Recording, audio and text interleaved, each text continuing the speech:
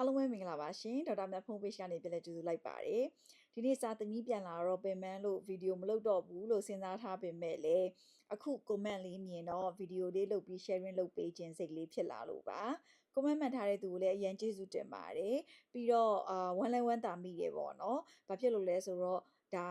လေ့လာထားတယ်ရှာဖွေထားတယ်ဆိုတဲ့ဟာကိုပြသနေရဖြစ်တဲ့အတွက်ကြောင့်မို့လို့တကယ်ချီလဲချီကျူပါတယ်ကျမတို့တခါလေကြားလို့ရှိရင်ကလေးတွေကပေါ့နော်သင်တန်းတက်ပြီးလို့ရှိရင်ဒီသင်တန်းကကိုလုံးမဲ့ career နဲ့သက်ဆိုင်တဲ့အဖွဲ့အစည်းတစ်ခုခုရဲ့အတိမတ်ပြုလက်မှတ်ရမှာလားဒီကိုလုံးမဲ့အလုပ်ကရောဘယ်အဖွဲ့အစည်းရဲ့အတိမတ်ပြုမှုကိုယူရတာလဲစသဖြင့်ပေါ့နော်အဲ့လိုမျိုးလေ့လာတဲ့နေရာမှာတစ်ခါကြလို့ရှိရင်အားနေတယ်ပေါ့နော်မလေ့လာပြတာကြီးလည်းရှိတယ်ဥမာအဖြစ်ဆိုလို့ရှိရင်ပေါ့နော်ကျွန်မအခုဆိုလို့ရှိရင် first aid သင်တန်းတွေအကြောင်း knowledge sharing တွေလုပ်ပေးနေတယ်သင်တန်းတွေလည်းမိတ်ဆက်ပေးနေတယ်ပေါ့နော်ဘာလို့လဲဆိုတော့ဒီ ambulance နဲ့ volunteer သွားချင်တဲ့သူတွေကိုကြတော့ first aid ကတင်ကိုတင်ပေးလိုက်မှဖြစ်တာကိုเนาะအဲအကြောင်းမလို့ကျွန်မဒီ first aid course တွေကိုယ်တိုင်လည်းတင်နေတယ်မိတ်လည်းမိတ်ဆက်ပေးဖြစ်တယ်ပေါ့နော်အဲ့ဒီမှာသူမေးထားတဲ့မေးခွန်းလိုပဲပေါ့နော်ဒီလက်မှတ်ကဒီကအတိမတ်ပြူတာလားဆိုတာလေးနဲ့ပတ်သက်ပြီးတော့ကျွန်မဒီဗီဒီယိုလေးမှာ sharing လုပ်ပေးခြင်းလို့ပါပထမဆုံးပေးခြင်းတဲ့ information ကစင်ကာပူနိုင်ငံမှာ first aid ပေါ့နော်ရှေးဦးသူနာပြုစုနည်းသင်တန်းတွေနဲ့ပတ်သက်ပြီးတော့ governing body ပေါ့နော်ဒီအားလုံးကိုထိန်းချုပ်ထားတဲ့ manage လုပ်တဲ့အဖွဲ့အစည်းက SRFAC လို့ခေါ်ပါတယ် Singapore Resuscitation and First Aid Council ပေါ့နော်အဲ့ဒီတော့ကျန်းမာရေးဝန်ထမ်းတွေတက်တဲ့ BCLS လည်းဒီကောင်ဆယ်အောက်မှာပဲဆေးရုံကဆရာဝန်တွေ nurse တွေเนาะသူနာပြုတွေ healthcare assistant တွေတက်တဲ့ first aid course တွေကလည်းဒီကောင်ဆယ်အောက်မှာပဲအဲ့တော့ဒီကျမ comment မှာ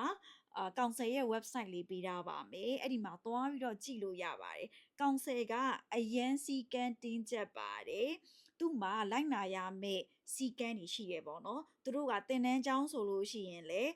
ဘယ်တင်တန်းကျောင်းကိုမှ approve ပေးထားတယ်လို့သူတို့ suspend လုပ်တဲ့ဒီပိတ်ခိုင်းလိုက်တဲ့တင်တန်းကျောင်းတွေလည်းရှိတယ်ပေါ့နော်ပြီးတော့တင်တန်းဆရာတွေဆိုလို့ရှိရင်လည်းနာမည်နဲ့သွားပြီးတော့အဲ့ဒီသူတို့ website မှာရှာကြည့်လို့ရတယ်ပေါ့နော် register လုပ်ရတယ်ပေါ့အဲ့ဒီတော့ဒီကောင်ဆယ်အောက်မှာရှိနေတဲ့ကျောင်းတွေအားလုံးကဒီကောင်ဆယ်ရဲ့စီကံကိုလိုက်နာရတယ်ပေါ့နော်အဲ့တော့ကောင်ဆယ်ကိုစိတ်ဝင်စားလို့ရှိရင်သွားပြီးတော့website မှာကြည့်ကြည့်ပါလို့အကြံပေးခြင်းတယ်ပြီးတော့လေဒီကျမတို့ရတဲ့လက်မှတ်ဒီမှာပေါ့နော် first aid လက်မှတ်ဒီမှာဆိုလို့ရှိရင်ကောင်ဆယ်ရဲ့ logo နဲ့ accredited by SRFAC ဆိုတာပါရပါတယ်အဲ့ဒါမှမဟုတ်လို့ရှိရင် first aid ဒီ SRFAC ရဲ့အောက်ကဟာအကျုံးမဝင်ဘူးပေါ့နော်ဥပမာပေးပြီးပြောရမယ်ဆိုလို့ရှိရင်ဆိုပါစို့ကားမောင်းတင်တာပဲဆိုပါစို့ပေါ့နော်ကားမောင်းတက်အောင်တင်တာကဘယ်တင်တန်းကျောင်းမှာတင်ရတယ်ဥပမာအဖြစ်အဖေကိုတင်ခိုင်းလဲရတယ်အကိုကိုတင်ခိုင်းလဲရတယ်တငယ်ချင်းကိုတင်ခိုင်းလဲရတယ်နောက်ဆုံးမှာတော့ကားမောင်းတော့တက်သွားမှာပဲဒါပေမဲ့စင်ကာပူမှာကားမောင်းချင်ရင်တော့စင်ကာပူနိုင်ငံရဲ့ license ရှိမှရမယ်ဆိုတာမျိုးပေါ့နော်စင်ကာပူမှာဒီလိုမျိုးစီကံနေရှိပါတယ်ကိုပါကိုဘယ်ကနေတက်လာခဲ့သူ့နိုင်ငံကအတိမတ်ပြုတဲ့လက်မှတ်ရှိမှကိုကတကယ့်လုပ်ငန်းခွင်မှာ practice လုပ်လို့ရတာမျိုးပါပြီးတော့လေကောင်ဆယ်ကဘလောက်တောင်မှစီကံတင်းကျပ်တယ်လဲဆိုလို့ရှိရင်ကျမတို့တွေလက်မှတ်ရပြီးတာတော့မှနှစ်တခါအမြဲတမ်းဒီတင်တန်းကိုပြန်လာတက်ရတယ်။ဘာဖြစ်လို့လဲဆိုတော့အရေးကြီးလို့เนาะအသက်နဲ့ဆိုင်တဲ့အရေးကြီးတဲ့အလုပ်တွေလုပ်နေရတဲ့သူမို့လို့ကျမရေးဝန်တန်းဖြစ်သည်ဖြစ်စေမဖြစ်သည်ဖြစ်စေ first aider မှန်လို့ရှိရင်နှစ်တခါလာပြန်တက်ရတယ်ပေါ့နော်ပြီးတော့ဒီကျမတို့ဒီသင်တန်းကျောင်းတွေအနေနဲ့လဲသင်တန်းဆရာတွေအနေနဲ့လဲPPO တင်လိုက်လို့မရဘူးเนาะဒီចောင်းသားចောင်းသူအရေးအတွက်ကအစဆရာတယောက်ကိုကျောင်းသား၄ယောက်ပဲတင်ခွင့်ရှိတာတို့ပြီးလို့ရှိရင်ဒီကျမတို့ဒီလေ့ကျင့်နေတဲ့အသက်ကြီးရတဲ့ brain အယုတ်ပေါ့နော်ဒီကွန်ပျူတာနဲ့ tablet နဲ့တွဲပြီးကြည့်ရတဲ့အယုတ်ဆိုလို့ရှိရင်လည်းဘယ်နှယုတ်ရှိရမယ်တို့ပြီးရင်ကျမတို့ဒီပတ်တီးစီးတာစစ်ဆေးတယ်ဆိုလို့ရှိရင်လည်းဆရာတယောက်ကိုကျောင်းသားဘယ်နှယောက်ပဲစစ်ဆေးရမယ်တို့အဲ့လိုမျိုးအများကြီးစီကံနေရှိရပေါ့နော်အဲ့ဒီစီကံတွေနဲ့အညီလိုက်နာရတယ်ပြီးတော့စာရွက်စာတမ်းတွေတင်စီးတဲ့အခါမှာလည်းကျမတို့ကကောင်ဆယ်က audit ပြန်လာဝင်ရင်ပေါ့နော်စရင်းစစ်လို့ရှိရင်တေချာပြလို့ရအောင်စနစ်တကျ documentation လည်းလုပ်ရတာမျိုးပါဒါကြောင့်မို့လို့ဒီကိုယ့်ရဲ့လက်မှတ်မှာ SRFAC ရဲ့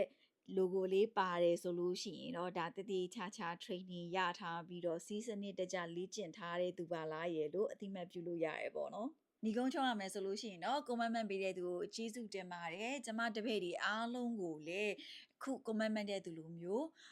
မျက်စိဖွင့်နားဖွင့်ပေါ့နော်လေ့လာစေချင်ပါတယ်သူများရောင်လို့ကိုလိုက်မရောင်ပါနဲ့ဘာဖြစ်လို့လဲဆိုတော့ကိုရှာရတဲ့ပတ်စံဒီကပြပြမမန်းရှာထားရတဲ့ပတ်စံဒီပါကိုအတွက်တကယ်အသုံးဝင်ပါလားကိုကဓာကြီးပြီးရင်ဘာရမှာလဲဓာကြီးနဲ့ဘာလို့ရမှာလဲဒီဟာတွေကရောတကယ်ဖြစ်လာနိုင်ရဲ့လားသူများနဲ့ကိုက်ညီပေမဲ့ငါနဲ့ရောကိုက်ညီရဲ့လားဆိုတာတွေကိုအထက်ထက်အခါခါစဉ်းစားပြီးမှရွေးချယ်မှုပြုလုပ်ကြပါလို့ပြောချင်ပါတယ်ကျမကတော့ကျမတို့ဘသူလာမေးတိတလောက်အိတ်တုံဖားမောက်အမြဲတမ်းအကြံပေးရပေါ့နော်ဒါကြောင့်မို့လို့ကျမရဲ့တပည့်တွေကိုလည်းမျက်စိဖွင့်နားဖွင့်လေ့လာစီခြင်းတယ်ပေါ့နော်အမေးဖြေတွေအားလုံးလည်းကျမတယောက်ပဲဒိုင်ခံပေါ့နော်တယောက်တည်းဖြေနေရတာဖြစ်တဲ့အတွက်ကြောင့်မလို့တခါတလေနောက်ကျခဲ့တာတို့ကြော်ဝါခဲ့တာတို့ရှိလို့ရှိရင်လည်းစိတ်မကွက်ပဲနဲ့မေတ္တာရှေ့ထားပြီးတော့နားလည်ပေးပါလို့ဒီနေ့ကနေမေတ္တာရက်ခံချင်ပါတယ်ရှင်အားလုံးတရားသောနေ့ရက်လေးဖြစ်ပါစေရှင်ကျေးဇူးအများကြီးတင်ပါတယ်ကဲကြုံလုံးကျမလည်းကျမရဲ့ဆရာပြစ်တင်တန်းတက်တုံးကရထားတဲ့ instructor လက်မှတ်လေးကြွားပြရစီဒီမှာလည်းကောင်ဆယ်ရဲ့ logo လေးပါတယ်เนาะဒါကြောင့်မလို့အားလုံးလည်းဒီ logo လေးပါတယ်လက်မှတ်လေးယူကြပါလို့ပြောချင်ပါတယ်ရှင်